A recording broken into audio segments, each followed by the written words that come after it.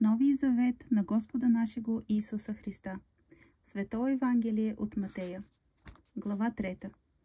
В ония дни дохожда Йоан Кръстител и проповядва в Юдейската пустиня и казва: покайте се, защото се приближи Царството Небесно.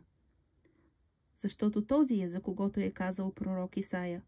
Гласът на викащият в пустинята говори: пригответе пътя на Господа, правете пътеките му.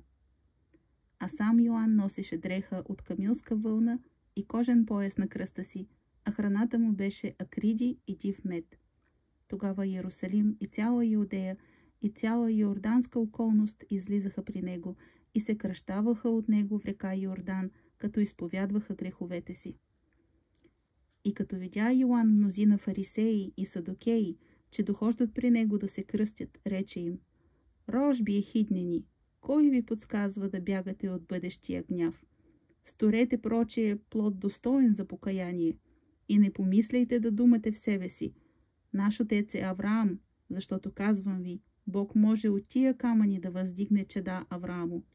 И секирата лежи вече при корена на дърветата, затова всяко дърво, което не дава добър плод, бива отсичано и хвърлено в огън.